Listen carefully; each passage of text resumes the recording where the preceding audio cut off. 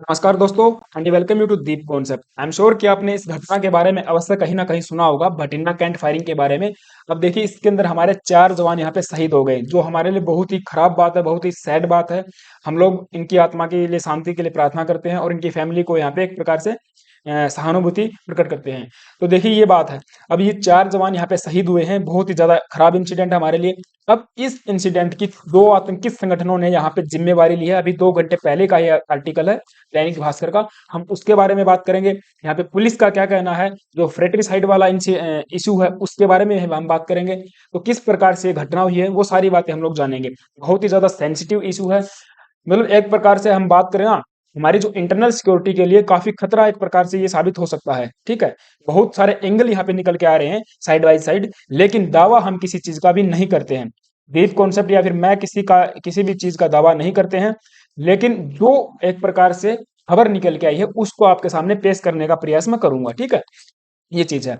तो Bathinda military station firing, 4 जवान who were shoot killed identified. अब 4 जवानों के ऊपर फायरिंग की गई थी और ये 4 जवान यहाँ पे शहादत प्राप्त कर चुके हैं। ये न्यूज आप देख पाओगे यहाँ पे। इकोनॉमिक टाइम्स की है या फिर हिंदुस्तान टाइम्स की बात करेंगे, या फिर हम लोग बात करेंगे दैनिक भास्कर की। तो ये चीज है। अब दैनिक भास्कर ने 2 घंटे पहले यहाँ पे खबर भेजी है कि भैया 2 आतंकी संगठन है जिन्होंने इस चीज की जिम्मेवारी ली है। इसके बारे में हम लोग बाद में बात करेंगे, पहले इंसिडेंट के बारे में देख लेते हैं। ठीक है, ये डीप कॉन्सेप्ट आपको अगर अच्छा लगे, वीडियो अच्छी लगे और तो सब्सक्राइब कर लेना। ये देखें, अब इंसिडेंट के बारे में बात करते हैं। ऐसा बताया जाता है कि जो पंजाब के अंदर भटिंडा है, भटिंडा के अंदर आपका मिलिट्री बेस है, that is the military cantt भी आप कह सकते हो। मिलिट्री बेस या फिर कैंट के अंदर आपको पता है बहुत सारी बटालियंस होती हैं, और एक मिलिट्री बेस में बहुत सारी बटालियन और रेजिमेंट्स होती हैं। ठीक है, उन्हीं में से एक रेजिमेंट यहाँ पे स्टैब्लिश है, दैट इज द आर्मी की 80 मीडियम रेजिमेंट। ये आर्मी की 80 मीडियम रेजिमेंट आरटी ग्रुप की है। ठीक है, जो आपका आरटी ग्रुप होता है हमारा, उस आरटी ग्रुप की है। अब इसके 4 जवान यहाँ पे शहीद हुए हैं। गनर हो जाएंगे Sagar Banni, gunner Kamlesh R, gunner Yogesh Kumar and the gunner Santosh M Nagral. ये देखिए आप, 24 या 25 साल के ही जवान हैं। तो बहुत ही ज्यादा सैड बात हमारे लिए। ये अब इनकी हत्या यहाँ पे की गई है गोली मार के। अब ये जब सो रहे थे अपने बैरक्स के अंदर, बैरक्स होते हैं जहां पर आर्मी के जवान रेस्ट करते हैं, इनके जो रेजिडेंशियल एरिया होता है उसको बोलते हैं बैरक्स। ठीक है, मिलिट्री बेस के अंदर या फिर कहीं भी यूनिट में या रेजिमेंट के अंदर, तो बैरक्स के अंदर रूम होते हैं, वहां पर जवान सो रहे थे। 2 रूम के अंदर ये दोनों मिले हैं, एक रूम में 2 जवान, एक रूम में 2 जवान, इस प्रकार से बताया गया है। अब ये जो फ्रेट्रीसाइड वाला है इशू, इस एंगल से भी एक प्रकार से देखा जा रहा था पहले। अभी से 2 घंटे पहले देखा जा रहा था कि फ्रेट्रीसाइड वाला भी इशू हो सकता है, लेकिन जांच चल रही है।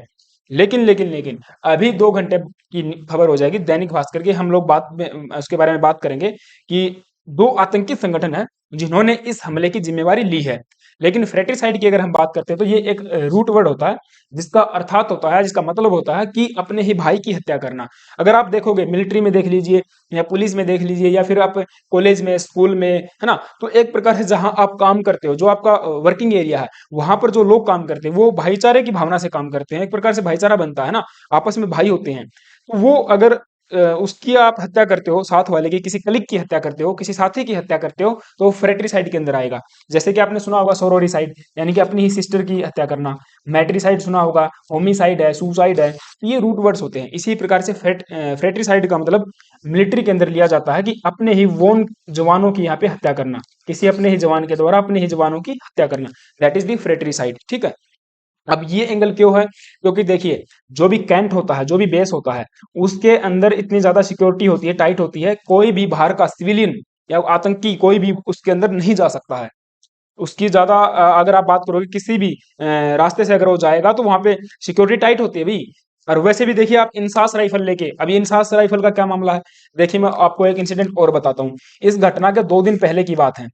2 दिन पहले की बात है, संडे को इंसास जो राइफल है हमारी आर्मी के पास होती है, इंसास राइफल, ठीक है, ये राइफल यहाँ से गायब हो गई थी। एक राइफल इनके कोच से, coach that is the coach, एक एरिया होता है, रूम होता है जिसके अंदर जो एमिनेशन है वो रखा जाता है। ठीक है, आर्मी के अंदर उसको बोला जाता है कोच। तो कोच के अंदर राइफल रखी जाती है। अब ये सिक्योरिटी इतनी ज्यादा टाइट होती है कि भैया, आर्मी के अंदर आपने कहावत सुनी होगी कि आर्मी का जो जवान होगा वो अपनी राइफल को अपनी बीवी से भी ज्यादा प्यार करता है, अपनी फैमिली से भी ज्यादा प्यार करेगा। क्यों? क्योंकि इसकी जिम्मेवारी बहुत ज्यादा होती है। अब जैसे एक जवान के लिए एक राइफल अलॉट की जाती है, ठीक है, उसकी पर्सनल राइफल रहेगी, उसका आर्मी जो राइफल नंबर रहेगा वो इसके नाम पे अलॉट होगा, इस जवान के नाम पे। तो इसकी जिम्मेवारी पूरी की पूरी इसके ऊपर होती है। जब ये राइफल इसके पास रहती है, जवान के पास रहती है, और जब ये राइफल जमा कर दी जाती है कोर्ट के अंदर, तो यहाँ पे जिम्मेवारी होती है कोर्ट मास्टर की, राइट, कोर्ट मास्टर की। और कोर्ट मास्टर जैसे कि एक तो जवान रंग में अगर आप देखोगे तो कोई हवलदार हो सकता है, हवलदार रंग का अधिकारी हो सकता है, ठीक है, that is non gazetted officer. और या फिर जो कोर्ट मास्टर होगा वो कोई मेजर होगा, या फिर वो आपका कोई कैप्टन होगा, राइट, या फिर और भी ऊपर की रैंक का अधिकारी हो सकता है, मेजर या कैप्टन से ऊपर का भी हो सकता है। तो वो पूरी की पूरी जिम्मेवारी इस व्यक्ति की रहने वाली है, इस अधिकारी की रहने वाली है, कि एक भी राइफल, एक भी एम्यूनेशन, कोई भी एक भी बुलेट यहाँ पे मिस नहीं होनी चाहिए। अगर मान के चलिए आप फायरिंग के ऊपर जाते हैं, फायरिंग पे जाते हैं, क्योंकि ड्रिल्स होती हैं, फायरिंग के ऊपर जाना मतलब कि एक प्रकार से प्रैक्टिस करना, ठीक है, क्योंकि जवान ये प्रैक्टिस चलती रहती है, जैसे ऑपरेशन क्या बोलते हैं इसको, एक्सरसाइजेज, एक्सरसाइजेज चलती रहती हैं। तो जब एक्सरसाइज पे गए हो, फायरिंग पे गए हो, तो जितने भी आप यहाँ से एमिनेशन लेके गए हो, अगर 100 बुलेट लेके गए हो, तो 100 बुलेट का आपको खाली खोखा ला के देना पड़ेगा। खाली खोखा यानी कि खाली खोखा इसको बोलते हैं, जैसे ही आपने फायरिंग की, फायरिंग के बाद जिसके अंदर जो बुलेट होती है, इस प्रकार से एक खाली खोखा होगा, ठीक है, उस खाली खोखे को यहाँ पे लाके देना पड़ेगा, जमा करना पड़ेगा, कि हमने 100 बुलेट यहाँ पे लेके गए थे, 100 खाली खोखे आपको हमने दे दिए हैं, कि इसको हमने फायर कर लिया है, ठीक है। क्योंकि एक भी अगर खाली खोखा यहाँ पे मिस हो गया है, तो समझ लीजिए मतलब panic will be create in the army.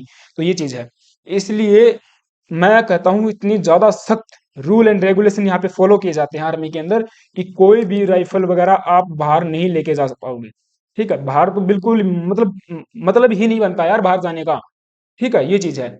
लेकिन फिर भी अगर आप देखोगे ये वाली राइफल यहाँ पे गायब हो गई थी।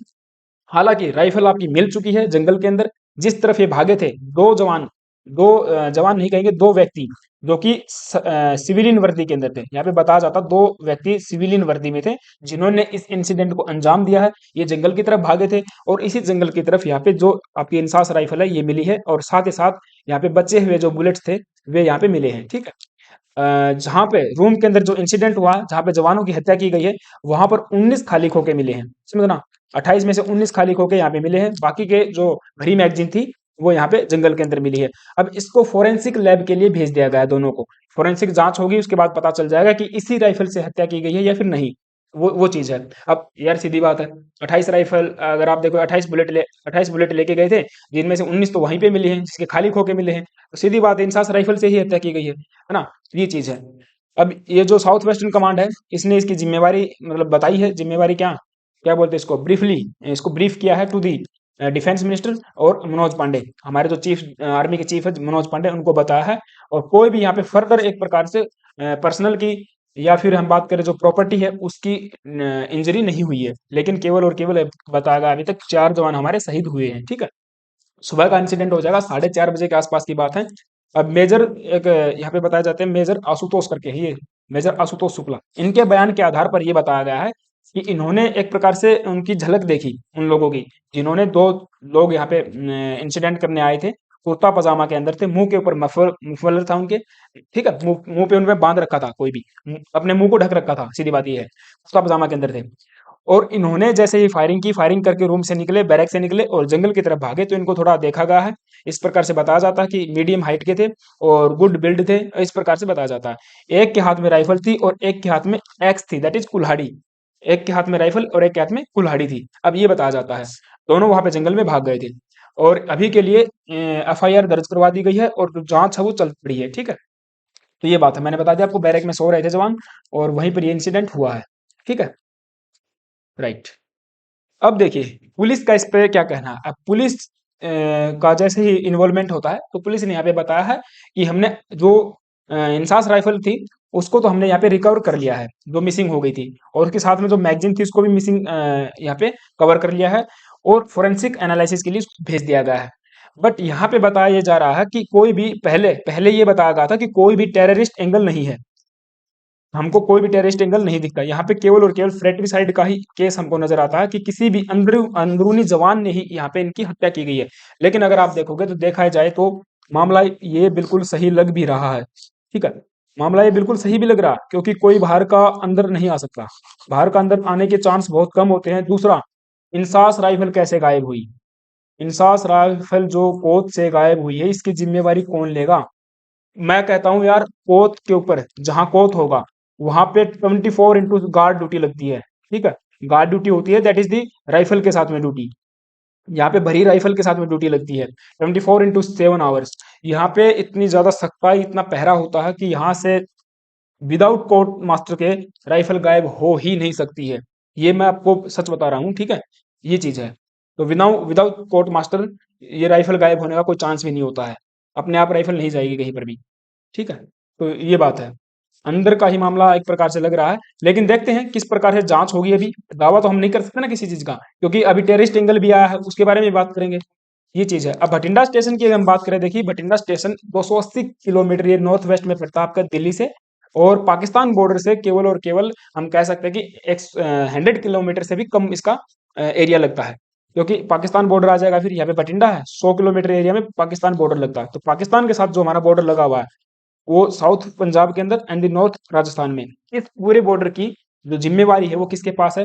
That is the Bathinda base के पास है। और यहाँ पर आपका आर्मी का 10 कोर यहाँ पे स्टैब्लिश है, that is the army headquarter के 10 कोर। जैसे कोर होती है बहुत सारी, एक कोर के अंदर बहुत सारी, मैंने बताया बटालियन हो जाएंगी, बहुत सारी रेजिमेंट्स होती है, यूनिट्स होती हैं। इस प्रकार से कई चीजें उसके अंदर काम करती है। सिविलियन इंफ्रास्ट्रक्चर भी यहाँ पे होता है। आपके जो जवानों के रहने के जो बेस होते हैं वो भी यहाँ पर होते हैं। तो जवानों की फैमिली भी यहाँ पे रखते हैं जवान। ठीक है, आई एम श्योर कि आपने आपके आसपास में कोई ना कोई फौजी जरूर होगा, तो फैमिली को भी लेके जाते हैं। तो ये चीज है। और ये जो 10 कोर है इसको चेतक के नाम से भी जाना जाता है। ठीक है, 10 कोर को चेतक के नाम से जाना जाता है। और ये एशिया का सबसे बड़ा, मैंने बताया सबसे बड़ा बेस है आपका भटिंडा वाला। अब देखिए ये जो भटिंडा है, यहाँ पे हमारा भटिंडा हो जाएगा। केवल और केवल इधर से आप देखोगे 100 किलोमीटर भी नहीं रहता पाकिस्तान का बॉर्डर, और इस बॉर्डर की जिम्मेवारी किसकी है? इस भटिंडा कैंट की है। ठीक है, और इसके साथ साथ इधर आप आओगे ना ईस्ट के अंदर, तो यहाँ पे आपको हरियाणा के अंदर मिलेगा हिसार कैंट। तो उसके बाद हिसार कैंट आपका दूसरा सेकंड बड़ा कैंट हो जाएगा अपने भारत के अंदर, हिसार कैंट। और यहाँ पर भी बहुत सारे जवान होते हैं जो इसको सपोर्ट करते हैं, भटिंडा कैंट को सपोर्ट करते हैं। ठीक है, ये चीज है। अब ये भी बात हमने बता दी है। अब जो वो वाला इंसिडेंट, ये जो टेररिस्ट वाला जो एंगल है उसके बारे में देखिए। यहाँ पे दैनिक भास्कर की खबर ये है कि पंजाब के बठिंडा मिलिट्री स्टेशन में फायरिंग कर 4 जवानों की हत्या के मामले में अभी तक हमलावरों का कोई सुराग नहीं लगा। लेकिन सेना और पुलिस ने 2 संदिग्ध हमलावर बताए, लेकिन अभी तक उन्हें गिरफ्तार करने की कोई औपचारिक जानकारी सामने नहीं आई है। इस मामले में जांच के लिए अब दिल्ली से सेना के अधिकारियों की एक टीम भटिंडा कैंट पहुंची है। तो शाम की बात हो जाएंगी, 3 या 4 बजे की बात है। उस टाइम पे दिल्ली से सेना के अधिकारियों की एक टीम यहाँ पे आई है इसकी जांच करने के लिए।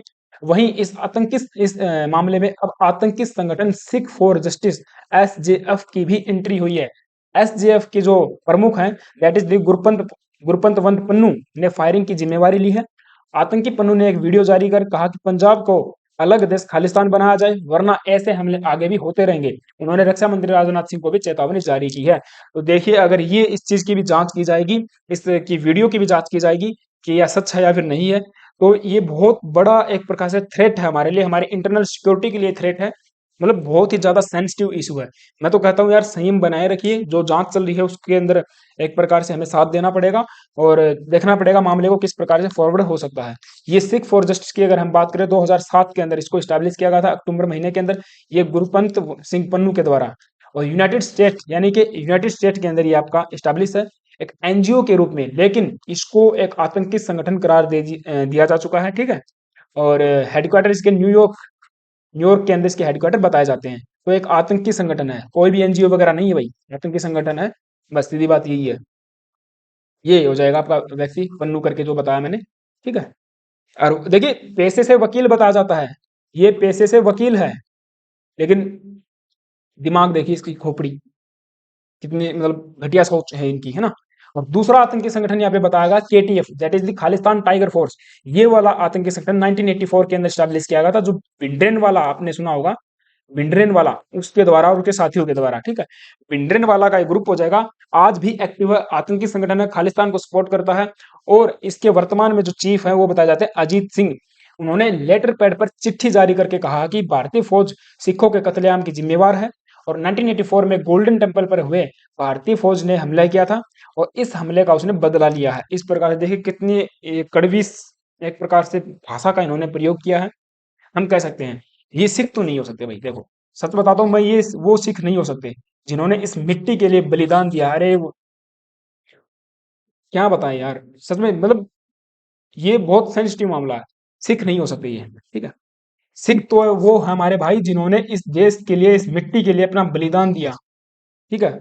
वो बच्चे, गुरु नानक देव, ये अपने गुरु गोविंद सिंह जी, ठीक है, वो मतलब वो जो परंपरा है वो नहीं है, ये चीजों में वो नहीं है। वो गुरु तेग बहादुर सिंह जी, ठीक है, और हमारे सिख भाई, ये एक प्रकार से अगर आप देखोगे ना तो ये सिख नहीं है ये भाई, ये तो कुछ और ही चीज है। इनके दिमाग में तो एक प्रकार से आप कह सकते हो बहुत ज्यादा जहर भरा है। तो ये सिख तो नहीं हो सकते हमारे पंजाबी भाई, हमारे सिख तो ये हो नहीं सकते। तो 1984 की मैंने बात की है। और इस जांच के लिए भी बठिंडा पुलिस ने, अधिकारियों ने बताया कि इसके लिए भी जांच की जाएगी, है ना। ये जो दावे किए गए हैं इनके द्वारा, इसकी जांच की जाएगी और ये चीज हो जाएगी। अब ये वाला जो पंजाबी भाषा के अंदर इन्होंने लेटर जारी किया है, आप अगर आप में से किसी को पंजाबी आती है तो देख लेना भाई क्या लिखा हुआ है। तो ये चीज है, राइट। अब जो एक्शन हमारी पुलिस के द्वारा या फिर जो हमारी टीम बनाई ली है उसके लिए, उसके द्वारा क्या एक्शन अभी तक लिया गया है उसके बारे में बात करते हैं। देखिए, 4 एक्शन अभी तक बताया गया है कि 4 एक्शन इनके द्वारा लिए गए हैं। जैसे कि इन्वेस्टिगेशन करने के लिए पहला, क्राइम सीन को रिक्रिएट करने की कोशिश की जा रही है कि किस, क्योंकि कोई भी घटना होती है तो उसको रिक्रिएट किया जाता है, जो क्राइम सीन होता है उसको रिक्रिएट किया जाता है ना पुलिस के द्वारा। तो यहाँ पे जो क्राइम हुआ है उसको यहाँ पे अगेन एंड अगेन उसको रिक्रिएट किया जा रहा है पुलिस ऑफिसर के द्वारा, ताकि घटना का पता चल सके कि जो आतंकी आए थे या फिर जो भी व्यक्ति थे वो किस प्रकार से, किस डायरेक्शन में गए हैं, किस प्रकार घटना का अंजाम दिया और किस डायरेक्शन में वे गए हैं, ठीक है। दूसरा यहाँ पे बताया जाता है जो कैंट के अंदर रहने वाले लोग हैं उनकी यहाँ पे काउंटिंग की जा रही है बार बार में। काउंटिंग इसलिए क्योंकि बहुत सारे लोग रहते हैं कैंट के अंदर, ऐसा नहीं कि 10-20 आदमी रहते हैं, बहुत ज्यादा, हजारों की संख्या में रहते हैं। हजारों की संख्या में जवान और उनकी फैमिली यहाँ पे रहती है। तो अब ये बताया ये जा रहा है कि जांच हमें ये करनी है कि इस घटना के बाद कोई जवान या उसकी फैमिली मिसिंग तो नहीं है ना। अगर कोई छुट्टी पर गया है वो बात अलग है, लेकिन अगर कोई जवान या उसकी फैमिली अगर मिसिंग है तो फिर वो शक के दायरे में आएगा। तो ये चीज है, इसकी जांच की जा रही है। दूसरा यहाँ पे जो म्यूचुअल राइवलरी मैंने बताया फ्रेट्रिसाइड वाला है, उस एंगल से भी यहाँ पे जांच की जा रही है कि कहीं रिसेंट में इन जवानों की जो मारे गए हैं इनकी किसी के साथ में कोई झगड़ा, कोई घटना, कोई ऐसा इंसिडेंट तो नहीं हुआ था। तो उस चीज की भी यहाँ पे जांच की जा रही है। दूसरा यहाँ पे बताया जा रहा है कि जो इंसास राइफल मिसिंग हुई थी वो कैसे मिसिंग हुई भाई। मैंने बताया सच में बहुत ज्यादा सिक्योरिटी रहती है, बहुत टाइट सिक्योरिटी, और प्रत्येक राइफल का यहाँ पे हिसाब रहता है, प्रत्येक एक एक गोली का यहाँ पे हिसाब रहता है। तो कहाँ गई राइफल, जो इंसास राइफल गायब हुई तो कैसे हुई, इस चीज की भी यहाँ पे जांच की जा रही है। अभी के लिए हर चीज की हर एंगल से यहाँ पे जांच चल रही है। टेररिस्ट एंगल से भी जांच चल रही है, फ्रेटिसाइड से भी चल रही है, या फिर किसी और एंगल से भी जांच यहाँ पे चल रही है, ठीक है। तो ये चीज था, ये लेक्चर था। आई होप कि आपको चीजें समझ में आई होंगी। तो जो भी मतलब जो भी घटना के बारे में जानकारी न्यूज मीडिया के माध्यम से सामने आई है वो मैंने आपके सामने रखने की कोशिश की है, ठीक है। मैं फिर से एक बार बात कहना चाहूंगा भाई, मैं इस किसी भी चीज का, किसी भी एंगल का दावा नहीं करता हूं, बट हाँ, जो घटना सामने आई थी न्यूज मीडिया के माध्यम से वो मैंने आपको दोस्तों बता दी है, दोनों तरफ की बातें। तो अभी के लिए जांच चल रही है, संयम हमको बनाए रखना पड़ेगा। जवानों के प्रति, उनके फैमिली के प्रति हमारी सहानुभूति है ना। और भविष्य में ऐसे इंसिडेंट नहीं होने चाहिए। हमें कोशिश रखनी पड़ेगी कि भविष्य में ऐसे इंसिडेंट न हों। उस चीज के लिए सरकार को जिम्मेवारी यहाँ पे लेनी पड़ेगी और एक निष्पक्षता से जांच की जानी पड़ेगी, ठीक है। तो ये लेक्चर था, आई होप कि आपको चीजें समझ में आई होंगी। देन ऐसा है तो thank you guys, have a nice day and stay tune, stay with us. जय हिंद।